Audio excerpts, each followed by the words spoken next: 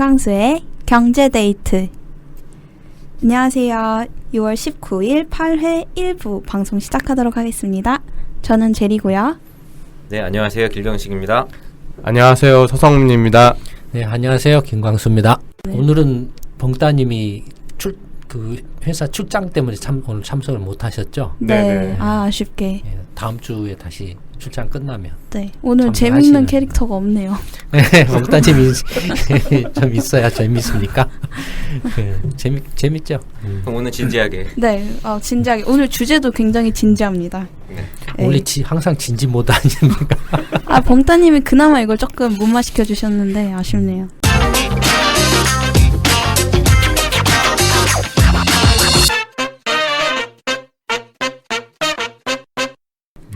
네, 오늘 주제는 6월 14일이었죠.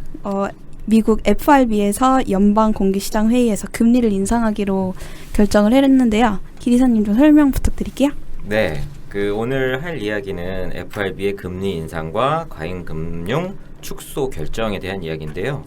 오늘 이야기는 저희 김광수 경제연구소에서 경제 시평을 발표하는 그 내용을 바탕으로 이야기를 좀 하려고 해요. 그래서 이번 주 월요일 그리고 지난주 월요일에 저희가 시리즈로 이 FRB의 비전통적 금융 완화책의 출구 전략은 가능한가에 대해서 그 시리즈로 심층적인 분석을 하고 있고, 오늘 할 이야기도 그에 관한 이야기입니다. 일단 말씀하신 것처럼 FRB에서 올해 들어 두 번째로 금리를 인상해서 지금 미국 연방 금리가 1%에서 1.25% 그 밴드 형태로 지금 예전에는 0.75에서 1%였던 게 0.25% 포인트 인상이 되었고요.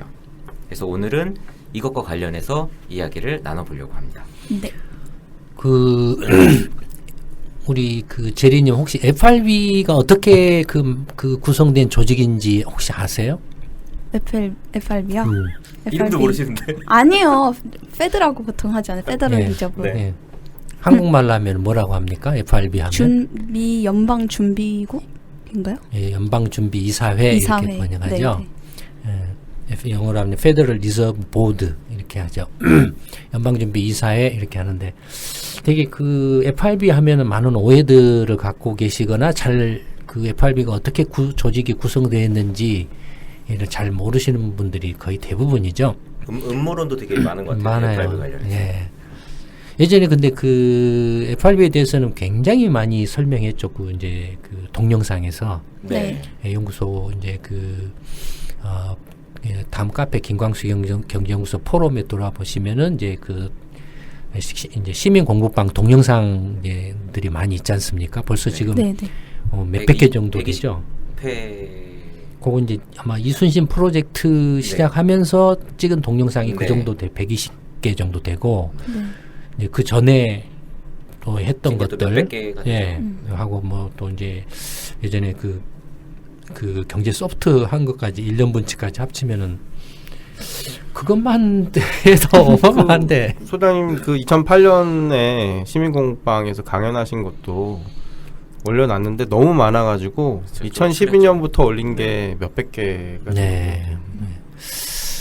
너무 좀 효율성이 떨어지는 것 같기도 하고.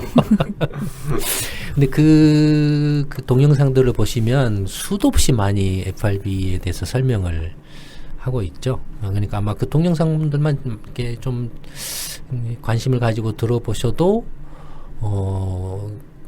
FRB의 금융 정책 포함해서 거의 주요 경제 이슈들에 대해서, 국내외 경제 이슈들에 대해서 충분히 이해하실 수 있을 거라고 생각을 합니다.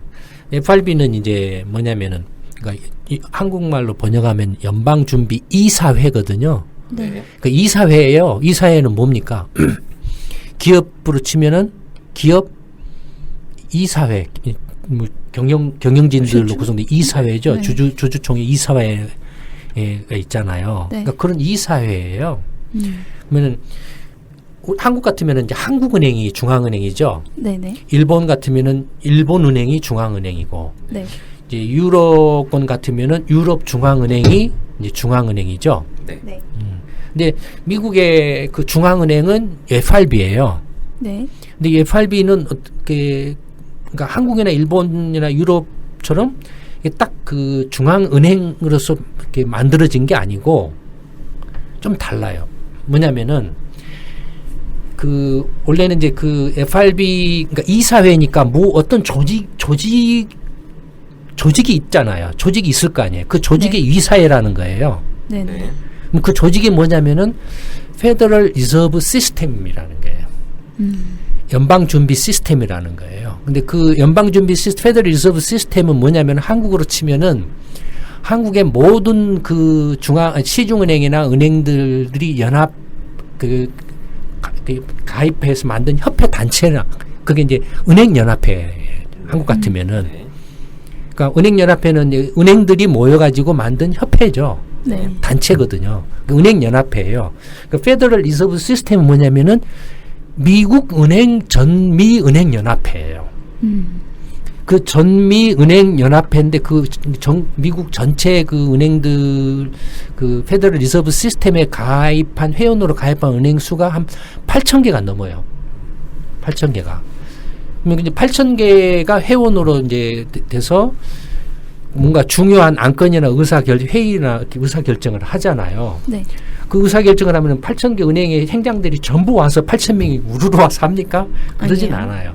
그 사람들을 이제 대표해서 이제 그 회의 중요한 의사결정을 하는 기구가 이 이사회예요. 네. 페더럴 리저브 보드 이사회예요. 그러니까 원래는 미국 은행 연합회 하면은 페더럴 리저브 시스템이고 그 미국 은행 연합회의 이사회가 페더럴 리저브 보드예요. 그러니까 우리가 말하는 FRB예요. 근데 이 FRB가 말하자면 미국의 중앙은행 역할을 하는 거예요. 그래서 이게 아마 국가기관이 아닌 게 아니냐라는 이야기가 나오는 그렇죠. 게 아마 근데 이미 이제 그 네. 처음 출발을 할 때부터 네. 물론 이제 출발할 때 이제 말씀드린 것처럼 은행 연합회를 구성해 가지고 이렇게 그 은행 연합회 이사회가 중앙은행 역할을 했기 때문에 은행 연합회를 구성한 은행들이 시중 민간 은행들이잖아요. 네. 그렇죠. 그러니까 이제 말 많은 것들이 이제 그 당시에 이제 오해가 있었던 것들 예를 들어서 뭐가 있었습니까? 초창기 때 그 미국 FRB가 무슨 뭐 록펠러라든지 네, 리차드 예, 그 예. 로스차일드 예, 로스차일드 가문이나 뭐 이런 식으로 막 이제 막 이런 말들이 많이 있었어요. 근데 그러니까 처음에는 그 은행연합회의 그 회원들이 민간은행들이었으니까 민간은행들이었는데 이제 미국 연방정부가 그 사실상 전부 통제를 했죠. 그러니까 이사회 의장도 사실은 이제 그 미국 연방정부가 그러니까 재무장관 그러니까 이제 은행연합회를 만들었는데 그 은행연합회를 실질적으로 이렇게 통제하는 그 곳이 미국 연방 정부의 재무장관이 실질적으로 통제를 했어요. 초창기 때는. 그러다가 이제 정부로부터 중앙은행은 독립을 해야 된다라는 말들이 많이 나와가지고 FRB가 만들어지고 난 한 10년인가 15년 후에 이제 독립성을 인정을 해. 한 1930년대인가 하여튼 언젠가 이렇게 인정을 해줘요. 독립성을. 네. 그러니까 싸워요. 독립하려고 연방정부부터 이렇게 분리해서 이제 독자적인 금융정책을 독자적으로 하려고 싸워요. 그래서 이제 그걸 1930년대 후반인가 40년대인가 그걸 이제 아마 했던 거예요. 제가 이제 다시 뒤져봐 봐야 되는데 지금 이제 기억이 좀 잘 가물가물해서 잘 모르겠는데 정확하게는 그 예전에 이제 동영상을 보면 또 경제 시평이나 이런 데를 보시면 그거에 대해서도 미국 FRB의 이렇게 성립에서부터 최근까지 이렇게 변천형 과정과 그다음에 그 과정에서 FRB의 금융 정책의 변화, 패러다임의 변화에 대해서 쭉 또 설명한 것들이 있어요. 그러니까 그런 걸 한번 이렇게 찾아서 참조를 해보시면 크게 도움이 돼요. 어쨌든 간에 FRB는 그런 조직이에요. 네. 지금은 이미 완전히 이제 법적으로 중앙은행 역할을 확실하게 하고 있죠. 네. 네. 그러니까 이제 FRB 하면은 사람들이 잘 모르시는데 하여튼 그렇게 구성이 되어 있다라고 생각하시면 됩니다. FRB가. 그러니까 이제 FRB의 이사가 되는 그 경우가 이제 연방정부의 대통령이 한 3명 정도를 임명하고, 그 다음에 이제 그 미 의회가 또 한 여야에서 이렇게 추천을 하고, 뭐 이런 식으로 이제 해서 구성을 해요. 네. 그리고 이제 이게 은행연합회로 되기 때문에 은행연합회가 이제 이제 미국이 넓잖아요. 네. 네. 넓으니까 지부가 12개로 나눠져 있어요. 그러니까 각 지구마다 이제 그 지역 지구 연방준비은행이 있어요. 네네. 그러니까 뉴욕 연방은행, 그다음에 뭐 아틀란타 연방은행, 뭐 캘리포니아 연방은행 이런 식으로 이렇게 돼 있어요. 그러니까 그게 한국이나 일본이나 유럽의 중앙은행하고는 성격이 좀 다르죠. 그러니까 민간에서 원래 그 은행들의 연합회가 중앙은행 역할을 하고 있었는데 정부에서 그거를 이제 공적인 걸로 바꾼 거네요. 그 기구를. 그렇진 않고, 네. 그러니까 그 은행연합회가 만들어진 게 그때 만들어진 거예요. 그때 만들어지면서. 예, 이제 만들어지면서 이렇게 한 거예요. 그러니까 그 전에는 이제 왜 그렇게 만들어졌냐면은 그 전에는 금융공황이 빈발했어요. 그다음에 그 은행들이 오히려 막 그 금융공황의 주범 역할, 투기를 조장해가지고 특히 이제 그 당시에는 이제 농업경제 비중이 컸잖아요. 그러면 봄에 농사를 해야 되는데 그러면 이제 이렇게 농장주들이 그 은행으로 자금을 대출을 받아서 이제 농업을 이제 네. 해가지고 수확을 해서 팔아서 돈을 갚거든요. 네. 근데 이제 은행들이 이자를 많이 받아 먹으려고 대출을 안 해줘 버려요.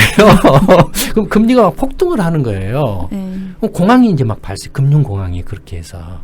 그래서 이제 이게 문제다 그래야 뭔가 이제 대책을 좀 마련을 하자라고 해서 말이 나왔던 것들이 이제 그러면은 이제 조금 그 은행들의 어떤 투기적인 행위를 좀 규제를 하자 해서 이제 한 것이 이제 은행연합회를 만든 거예요. 은행연합회를 만들고 그 은행연합회 이사회를 만들었는데 그 은행연합회를 만들어 놓고 미국 연방정부가 그걸 통제를 하려고 한 거예요. 그러니까 그렇게 이제 출발이 된 거죠. 근데 뭐 어쨌든 간에 FRB가 그렇게 이제 이렇게 조직이랄까 구조가 그렇게 되어 있어요.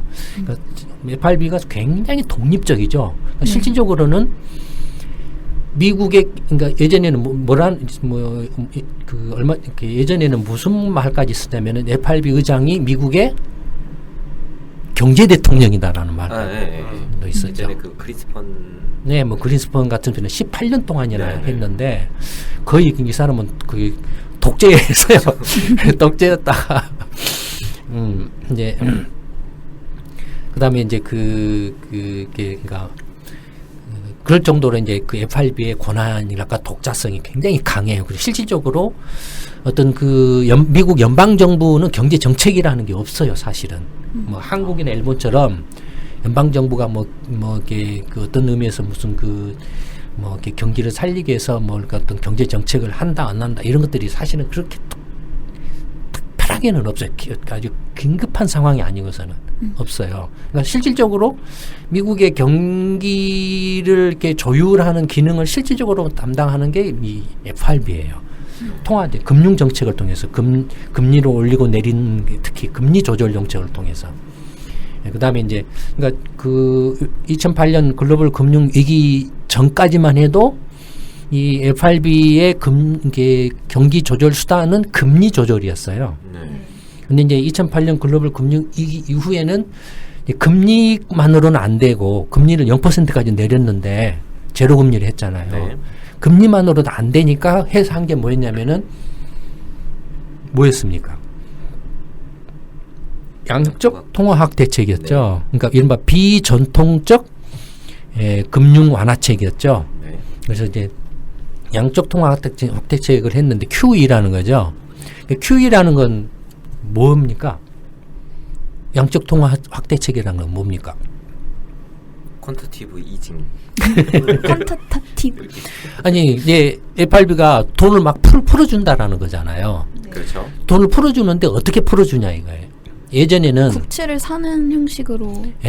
예전에는 이제 공개 시장 조작이라고 해서 단기 국채 이렇게 한 달짜리라든지 3개월짜리라든지 길어봐야 6개월짜리라든지 그런 단기 국채를 사고 팔고 해서 시중의 통화량을 늘려주기도 하고. 근데 단기 국채를 사면은 어떻게 됩니까? 시중에 돈을 풀어주죠. 풀어주는 것이 되죠. 시중에서 국채를 사들이니까 시중은행한테서 국채를 사들이니까 네. 그럼 시중은행한테 돈을 풀어주는 것이 되죠. 반대로 시중은행한테 국채를 팔면 어떻게 됩니까? 통화를 회수. 예, 시중은행부터 돈을 이렇게 흡수하는 거 되죠. 그러니까 네. 그게 이제 공개시장 조작 정책이었어요. 그러니까 이전에는 기본적으로 주로 금리 조절이 한 90%고 어쩌다가 이제 공개시장 조작을 통해서 이제 좀 이렇게 조절하는 뭐 이런 것이었거든요. 그게 이제 전통적 그렇죠. 통화 정책. 통화 정책이었는데 물론 이제 그 통화 정책들이 그 이제 계속 변해 와요.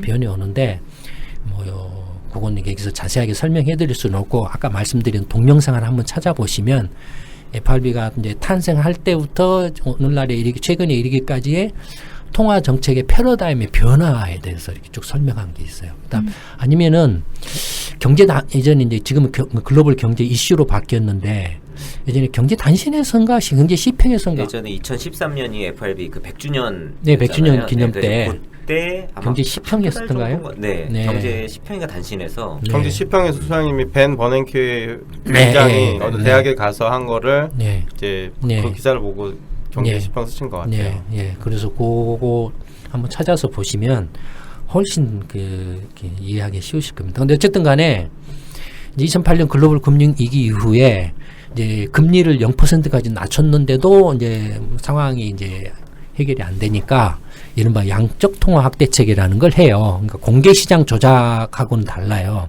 그러니까 이 양적 통화 확대책이라는 것은 이제 FRB가 돈을 시중에다가 확 풀어주는데 어떻게 풀어주냐면은 아까 공개 시장 조작은 뭡니까? 시중 은행한테 단기 국채를 사고 팔고 해서 시중 은행한테 돈을 풀어주는 거였어요. 근데 이 양적 확대책은 뭐냐면은 시중 은행이 아니고 FRB가 직접 미국 채권 시장에 가가지고 증권 시장에 가가지고 일반 투자자들한테서 그냥 사재 껴버려요. 국채를요? 예, 국채도 사재 끼고 뭐 MBS MBS도 사고. 사재 끼고 하는 국공채를 사재 껴버려요. 그래서 직접적으로 돈을 풀어줘요. 그러니까 왜 그렇게 했냐면은 시중은행한테 돈을 이렇게 풀어줬는데 시중은행에서 막혀버린 거예요. 시중은행에서 기업이나 가게로 돈이 안 가요. 네. 안 가고 시중은행한테 돈을 이렇게 풀어줬는데 시중은행에 다시 FRB에다가 재해치를 해버려요. 가게나 기업에다가 대출을 해주기에는 너무 위험하다라고 생각을 해서 대출 안 해줘 버리는 거예요. 그러면은 FRB가 어떻게 해서든지 돈을 풀어가지고 가게나 기업이 이렇게 소비를 활성화시키고 기업은 투자를 활성화시켜서 뭐 고용을 늘리고 이렇게 할 효과를 이렇게 그 기대를 이렇게 하고 있는데 시중 은행이 돈을 이렇게 이렇게 부어줘도 시중 은행에서 그냥 다시 FRB로 돈을 이렇게 재해치를 해버린다든지 아니면은 시중은행이 가게나 기업이 대출 안 해주고 그냥 안전한 국채만 사재 껴버린다든지 뭐 이렇게 해버리면은 효과가 없잖아요. 마이너스 금리. 그러니까 효과가 없잖아요. 네. 그래서 그런 이제 문제점을 조금 이렇게 타파하기 위해서 나온 게 이제 양적 확대책인데 이건 뭐냐면은 시중은행을 건너뛰는 거죠. FRB가 직접 이제 증권 시장에 가서 국채라든지 공채 같은 걸 이제 막 사재 끼는 거예요. 그래서 직접 이제 돈을 막 풀어주는 거예요. 그 중앙은행의 역할 중에 하나가 은행의 역할을 하는 거였는데 네. 그 역할 대신에 직접 시장에 네. 그 구매자로 채권 시장의 구매자로 참여를 한 게 가장 큰 차이점이군요. 그렇죠. 근데 만약에 그렇게 시장에 직접적으로 이제 FRB가 돈을 막 찍어가지고 시장에다가 직접 돈을 풀어줘 버리면 어떤 문제가 발생할까요? 가서 국공채를 막 사재 끼면. 원래 시장이란 게 수요와 공급에 의해서 가격이 결정이 돼야 되는데 예. 이렇게 큰 손이 가서 한꺼번에 사거나 팔아버리면 그게 좀 그렇죠. 시장은 뭡니까? 자율적으로 수요와 공급에 의해서 가격이 결정되잖아요. 자율적으로. 근데 FRB가 가서 인위적으로 돈을 막 찍어가지고 막 사재 껴버리면은 어떻게 되겠습니까? 국채나 뭐 국공채 가격이 막 뛰어버리겠죠. 그렇죠. 딴 것도 아니고 그냥 네. 본인이 통화를 찍을 수 있는 발권력을 그렇죠. 가지고 한다는 측면에서 그러니까 80원짜리를 막 90원, 95원, 100원에 막 사줘 버리는 거예요. 80원짜리를. 그러면 누가 안 팔겠습니까? 막 돈을 팔려고 하겠죠. 막 돈 금방 이렇게 완전히 눈먼 돈처럼 이렇게 시세 차익이 나니까 팔려고 하죠. 그러니까 이제 그럼 국공채를 사재끼는데 되게 국공채는 장기 국공채가 많아요. 그렇죠. 국채는 보통 10년. 그렇죠. 그러니까 장기 국공채를 왕창 사재껴요. 근데 그 장기 국공채를 얼마나 사재꼈냐면 QE1 2009년에 QE1을 했어요. 그때 사재낀 게 한 1조 5천억 달러를 사재꼈어요. 2010년에 QE2를 했어요. 이때 한 6천억 달러 국채를 사재꼈어요. 그 다음에 2012년 말부터 QE3를 무제한으로 했는데 이때는 한 달에 850억 달러가량을 사재끼는 거예요. 무기한으로. 네. 매달. 그래서 이제 사재꼈는데 그게 QE3예요. 근데 이제 QE3가 언제 끝났냐면은 2014년 말에 끝났죠. 네. 2014년 말에 끝났어요. 그래서 그렇게 FRB가 돈을 막 찍어가지고 국공채를 막 사재끼니까 어떻게 되겠습니까? FRB에는 쌓이는 거 뭐가 쌓이겠어요? 국채하고 공채가 예, 국채, 공채가 막 쌓이겠죠. 자산으로 예.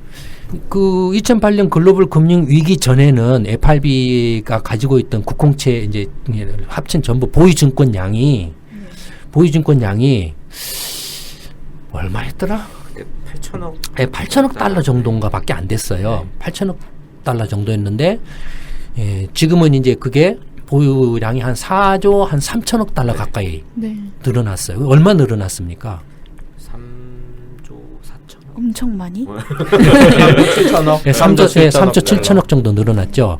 3조 7천억 정도 늘어났는데 그 중에 국채가 한 2조 4천억인가? 2조 뭐 이 정도 늘어나고 2조 5천억인가? 그다음에 MBS가 한 1조 2천억인가 이렇게 늘어났어요. 그 주택 담보 주택 모기지 채권이 늘어났어요. 그러니까 증권 보유 국공채량이 어마어마하게 늘어났죠. 네. 이게 한 이제 지금 FRB 전체 그 총 자산 규모가 한 4조 5천억 달러 되니까 미국 GDP가 19조 달러 정도 되거든요. 네. 몇 퍼센트입니까 GDP에? 한 4분의 1 정도 되는 거 아닐까요? 4,416. 예. 4분의 1? 아니, 4,416, 한 4분의 1 정도? 네. 예, 그럼 한 25% 정도 되네요. 그러니까 그 미국 그 GDP의 한 25%에 달할 정도로 FRB의 이제 자산이 확 불어나 버렸어요. 자산이. 이제 지금 이제 FRB가 이제 그 지난 그 이제 이번 그 이제 그 금융정책 결정 회의죠. 그러니까 아까 말씀드렸던 이제 그 FRB는 이사회라 그랬죠. 네. 근데 이사회가 이제 그러니까 1년에 8번 회의를 해요. 그 하는 회의 이름이 또 뭐냐면은 연방공개시장 회의라는 거예요. FOMC. 예. 근데 요 연방공개시장 회의는 한국으로 치면은 금융통화 위원. 이게 그 금통위 네. 이게 금융통화 정책 뭡니까? 회의입니까? 금통위원회죠. 금통위. 아니, 그러니까 금통위원회는 이제 일종의 이제 한국으로 치면 이제 FRB에 해당하고, 네. 그러니까 이 금통위원회가 하는 회의, 그러니까 금융정책 회의, 그러니까 연방공개시장 회의예요. 1년에 8번을 해요. 이 FRB 이사들이 모여가지고 1년에 8번을 하는데, 그러니까 이제 지난 6월 13, 14일에 이제 했던 회의에서 내린 결정이 뭐냐면 기준금리를 일단 0.25%포인트 올린다. 그다음에 올 연말까지는 한 번 더 올릴 가능성이 높다. 그다음에 또 하나가 뭐냐면 이제 그 지금까지 이제 이렇게 아까 말씀드린 이제 양적 확대책으로 해서 이렇게 사재껴 가지고 보유해온 국공채가 한 4조 한 2천억, 3천억 달러 정도 있는데 이건 이제 매각을 시작을 한다라는 걸 이제 밝힌 거예요, 구체적으로. 그러니까 이제 올해 안에 이제 가급적이면 빠른 시일 안에 매각을 시작한다. 근데 매각을 이렇게 어떻게 하냐면은 매각을 이제 시작할 때 처음에 이제 국채는 첫 달에 처음에 60억 달러. 그다음에 공채는 40억 달러. 그러니까 MBS 모기지 증권은 그러니까 두 개 합치면은 100억 달러. 그죠? 그다음에 매 3개월마다 한 번씩 올린다 이거예요. 사재끼는 양을. 60억 달러씩 증여해. 국채는 60억 달러, 공채는 40억 달러. 그러니까 합쳐서 100억 달러씩 이제 그 3개월마다 올린다. 그러면은 1년에 4번 올리겠죠. 네. 4번 증액하겠죠. 그러니까 처음에 100억 달러 산 데다가 4번 증액하면은 어떻게 되겠습니까? 1년 후에는 300억 달러하고 200억 달러니까 500억 달러를 사재기겠죠. 500억 달러. 근데 1년 후부터는 매달 500억 달러씩 이제 그 보유 증권을 매각을 하겠다, 국공채를. 그걸 밝힌 거예요. 그 500억 달러면은 이게 어느 정도 규모인지 조금 이렇게 감이 안 오실지 모르는데, 아까 말씀드렸던 QE3라는 걸 2012년 말부터 했다라고 그랬죠. 네. 그때 매달 850억 달러씩 네. 사재겼으니까, 그러니까 그때하고 비교해 보면은 상당히 적죠. 네. 그러니까 매각하는 규모가 그 국공채를 사들일 때에 비하면은 상대적으로 좀 적고, 그 다음에 처음부터 이렇게 500억 달러씩 사재끼는 게 아니고, 이렇게 처음에는 100억 달러, 그 다음 3개월 후에는 200억 달러, 또 3개월 후에는 300억 달러, 또 3개월 후에는 400억 달러, 이런 식으로 해서 점점 이렇게 늘려간다 이거예요. 그래서 네. 1년 후부터는 계속 이제 500억 달러씩 이렇게 매입을 한다. 뭐 이런 걸 이제 발표를 한 거죠. 네. 네. 그럼 여기 이제 두 가지 문제가 있어요. 첫째는 기준금리를 올렸잖아요. 그쵸. 네. 기준금리를 올렸다는 게 단기금리거든요. 네네. 단기금리는 뭐라고 그랬습니까? 정책금리. 그렇죠. 정책금리라 그랬죠. 이 정책금리가 영향을 미치는 곳은 어디입니까? 은행 간. 그렇죠. 그럼 아까 중앙은행은 은행의 은행이라고 그랬잖아요. 네네. 그러니까 단기금리 조절은 이른바 알기 쉽게 말하면 옛날식으로 표현하면 콜금리 조절하는 거예요. 콜금리라는 것은 은행들끼리 이렇게 하루 자금을 이렇게 마감 맞추기 위해서 하루만 돈을 빌려주는 그런 시장을 말해요. 콜금리라는 게. 그러니까 그 콜금리를 조정을 이렇게 하는 게 이른바 기준금리. 콜금리가 곧 기준금리라고 생각을 하시면 됩니다. 근데 지금은 이제 콜금리라고 안 하고 콜금리보다는 이제 RP금리죠. 예.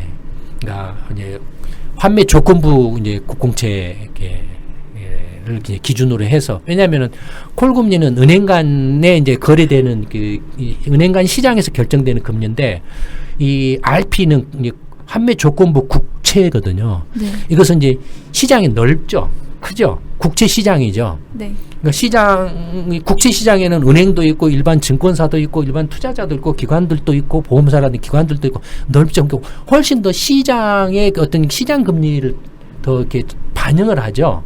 그러니까 이제 콜금리보다는 이제 RP 금리를 이제 기준금리로 써요.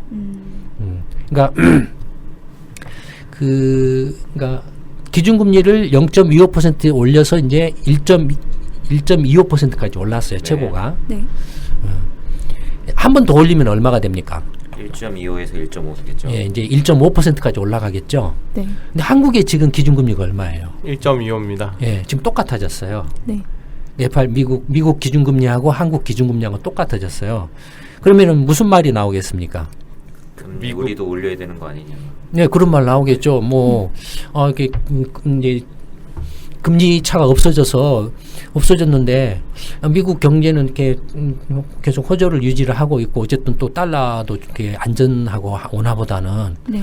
뭐 미국은 또 투자할 것도 많고 살 주식도 많고 빠져나가니까. 예, 돈 확 빠져나가는 거 아니냐. 그다음에 뭐 원화가 뭐 이렇게 좀 영향을 받는 거 아니냐, 이런 우려가 나올 수 있잖아요. 네. 사실 그때 발표 나고 한 그 첫날이랑 이튿날 되게 많이 빠져나간 것 같았거든요. 네, 뭐 원화 환율이 이제 살짝 뛰었죠. 네, 살짝 뛰었죠. 물론 이제 뭐 거기에 대해서는 뭐 이렇게 뭐 여러 가지 이제 의견들이 있을 수 있어요.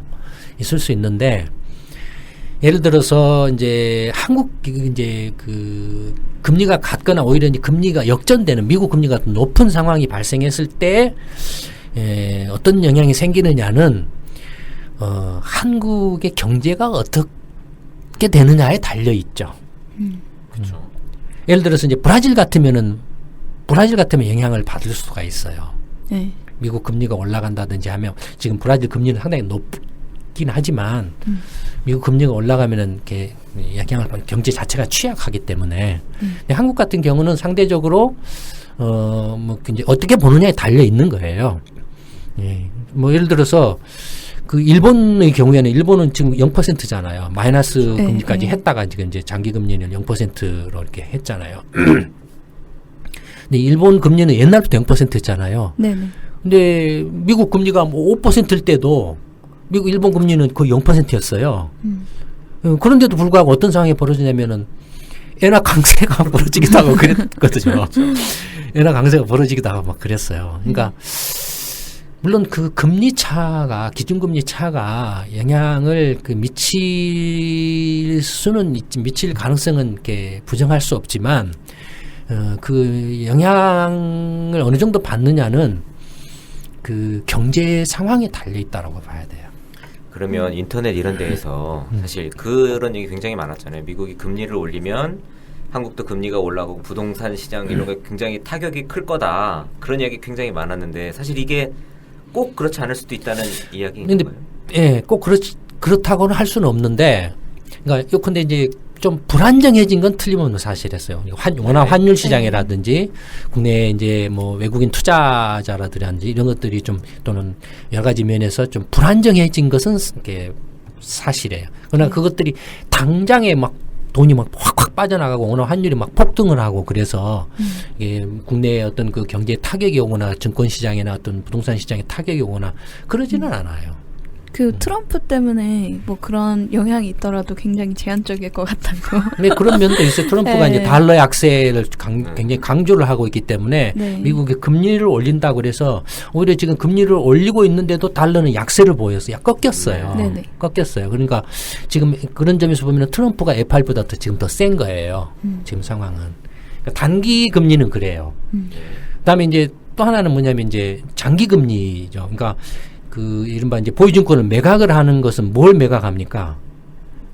국채하고 이제 국채와 국공채잖아요. 이건 국공채는 장기 증권들이죠, 대부분. 그렇죠. 네네. 장기 금리. 예, 그러니까 장기 금리는 기본적으로 원래는 이제 중앙은행은 시장에 직접 개입을 하면 안 되죠. 그렇죠. 그렇죠. 원칙적으로. 예, 원칙적으로는 시장 자율에 의해서 이렇게 결정돼야 되는데 지금 양적 확대책이라는 것은 중앙은행이 FRB가 직접 시장에 개입을 해버린 거죠. 네. 네. 그래서 가격을 직접 막 이렇게 FRB 의도대로 해버린 거예요. 그래서 국공채를 막 사재했기 때문에 국공채 가격이 폭등을 했어요. 다른 말로 이제 수익률로 바꾸면은 장기 금리가 확 떨어져 버린 거예요. 네. 막 1%대까지 떨어져 버린 거예요. 지금은 이제 2%대로 조금 올라와는 있지만은 네. 근데 이런 이제 장기 국공채를 막 사재했을 때는 그 장기 금리가 떨어졌는데 이제 반대로 팔면 어떻게 될까요? 팔기 이제 시작하면 올라가겠죠. 사겠다는 사람이 이렇게 많지 않으면 좀 네. 채권 가격이 떨어지니까. 예. 예, 어쨌든 지금 팔게 되면은 올라갈 가능성이 그렇죠. 높죠. 그다음에 기준금리도 인상을 계속 하고 있으니까 네네. 장기금리도 올라갈 가능성이 매우 높겠죠. 네. 장기금리가 올라가면은 어떤 영향이 생길까요? 저는 시중의 통화량도 줄어들게 될 거고 대출도 좀 부담이 되게 될 거고 위축되지 않을까요, 경제? 네. 첫째는 아까 말씀드렸던 것처럼 국채를 팔면은 어떻게 되는? 국채를 살 때에는 시중에 돈을 뿌려준 그렇죠. 거였죠. 네. 국채를 이제 팔면은 시중에 뿌려준 돈을 다시 회수를 하는 거죠. 네. 시중에 통화량이 줄어든다라는 거예요. 네. 그러니까 말하자면은 지금 이제 FRB가 말은 뭐라고 하냐면은 이제 시중은행들이나 시중의 어떤 자금 수요자들이 적정 수준이라고 생각하는 선까지 계속 국채 매각을 통해서 이렇게 국채를 매각을 해 가겠다. 네. 시장 스스로가 자율적으로 가격 형성을 합리적으로 할 수 있는 선까지 해 가겠다라고 말을 했거든요. 이건 뭘 말하냐면은 지금 FRB가 돈을 뿌려놓은 것은 과잉이라는 거예요. 지금 정상이 아니란 얘기네요. 예, 지금 과잉이라는 거죠. 그래서 과잉 통화량을 지금 흡수를 하겠다라고 말한 거나 같아요, 지금. 네. 이제, 그러니까 자금을 회수를 하면은 어떤 상황이 벌어지겠습니까? 그러면 이제 처음에 이제 그 국공채를 사서 돈을 막 뿌려줬을 때는 어떤 상황이 벌어졌습니까? 특히 주식이나 그렇죠. 부동산 가격 자산 주가가 가격. 많이 그렇죠. 뛰었죠. 네. 예, 주가가 많이 뛰었죠. 네. 그러니까 반대로 돈을 회수를 하게 되면은 거품이 가격 주가가 조정이 있겠네요. 예, 가격 조정을 받을 가능성이 높아지겠죠. 네. 그렇죠. 그러니까 뭐 해석을 어떻게 하느냐에 따라 달려 있는데 FRB가 이렇게 그 보유증권을 서둘러서 지금 뭔가 매각을 지금 서두른다라는 느낌을 주는 그런 인상도 좀 없지 않아 있는데, 어쨌든 그 매각을 하겠다라고 했을 때는 뭔가 주가에 대해서도 조금 이렇게 의식을 하고 있었다라는 거죠. 그러니까 조정이 필요하다라고 FRB가 느끼고 있었다라는 거품이 거예요. 많이 그런 끼어 표시일 있다. 수도 있어요. 그 다음에 또 하나는 이제는 팔면은 장기금리가 올라간다 그랬죠. 네. 네. 장기금리는 무엇에 영향을 미칩니까? 기업의 투자나 그렇죠. 실물 펀더멘털의 자금 수요자들한테 그렇죠. 영향을 미치죠. 그렇죠. 장기금리는 기업의 투자, 설비 투자하고 부동산 투자, 가계 주택 투자. 네. 주택 투자는 30년짜리 이렇게 모기지 로인 대출을 영향을 미치니까, 그러니까 거기에 영향을 미치죠. 그러니까 지금 뭐냐면은 특히 미국의 주택 가격이 지금 사상 최고치예요. 주가하고 마찬가지로. 네. 그러니까 그 FRB가 이렇게 보유자산을 매각을 해서 시중 통화를 흡수해 가지고 장기 금리가 만약에 그로 인해서 올라간다라고 했을 때, 첫째는 어느 정도까지 올라갈 거냐 하는 게 문제일 거고, 네. 두 번째는 장기 금리가 올라갈 때 주가나 부동산이나 이런 또는 기업의 투자들이 어떻게 얼마나 영향을 받을 거냐 하는 게 두 번째 문제겠죠.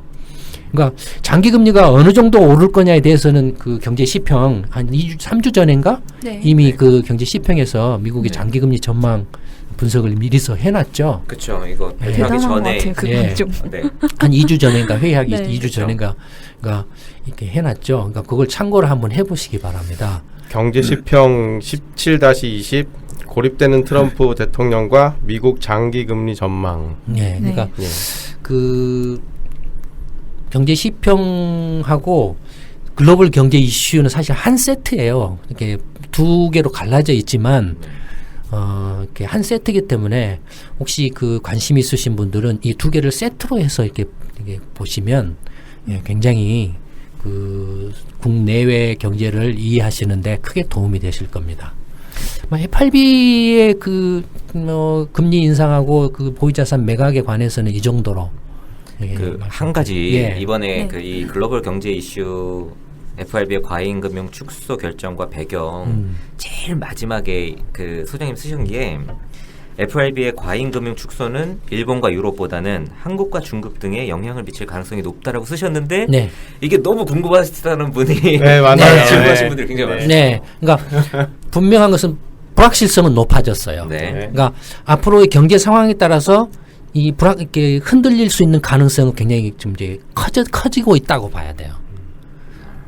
그러니까 일본과 유럽은 상대적으로 안정적인데 한국과 중국이 네, 이미 불안정하기 때문에 그렇죠. 이미 일본이나 유럽의 경우에는 그 자체로 기축통화 물론 상대적이긴 하지만 네. 기축통화고 한국은 주니어 커런시죠. 네네. 기축통화가 아니죠. 그렇죠. 원하는. 네. 그다음에 경제 규모도 다르고 경제 규모도 굉장히 작고 네. 상대적으로 그렇기 때문에 그 일본이나 유럽 경제는 그 FRB의 금융 정책 또 하나는 이제 그 일본도 유럽 중앙은행도 지금 계속 양적 확대책을 이제 FRB하고는 그 달리 이렇게 계속 지금도 계속 시행하고 있죠. 네, 네. 시행하고 있기 때문에 오히려 이제 일본이나 유럽은 엔화 약세를 유도하고 유로화 약세를 유도하고 싶어 하죠. 오히려 지금. 그러니까 오히려 더 잘 된 거네요. 그럼 그쪽. 그렇죠. 그렇죠. 지금 일본 은행이나 일본 아베 정부는 환영하고 속으로 굉장히 환영하고 있어요. 그리고 또 저도 질문이 하나 있는데요. 네. 2016년 4월 달에 새누리당이 그때 공약으로 한국형 양쪽 통화 확대책을 한다고 그렇게 공약을 내걸었었잖아요. 네. 한번 해보시라고 그러세요. 한번 해보시라고 그러세요. 그때는 이제 거기에 대해서 되게 말도 안 되는 얘기다 막 그렇게 했었는데 그 소장님 개인적인 의견은 어떠세요? 그러니까 한번 해보시라고 그러세요. 그럼 따라 망하는 거 아니야? 네. 그러니까 뭐라고 말을 하는 건 그 의미가 없고 한번 해보고 나서 어떤 상황이 안 벌어지는가. 네. 무섭게 시리. 오늘 1부 방송은 여기서 마치도록 하겠습니다. 오늘은 그 지난 14일 FOMC에서 FRB가 그 기존의 0.75에서 1%였던 금리 밴드를 1에서 1.25%로 금리 인상을 하는 내용을 발표를 했는데요. 그것과 더불어서 이제 국공채 매각 계획도 발표를 했습니다. 그래서 이 내용을 가지고 소장님은 첫 번째로는 그 주가 조정이 필요하다고 FRB에서 내부적으로 의견이 있었을 수도 있다 하고, 두 번째로 장기 금리가 얼마나 인상될 것인가, 또 미국의 경제 주체들은 어떻게 영향을 받을 것인가 좀 더 지켜봐야 한다고 말씀하셨고요. 사실 그 두 번째 내용 같은 경우는 소장님이 그 글로벌 경제 이슈 17-21에서 많이 얘기를 하시고요. 경제 시평 17-22와 23에서도 얘기를 해주고 계신데요. 또 궁금한 내용 있으시면 이 세 개의 리포트를 찾아보시면 많은 도움이 될 것 같습니다. 네, 그러면 1부는 여기서 마치도록 하고 2부에서 다시 찾아뵙도록 하겠습니다. 감사합니다. 네, 감사합니다.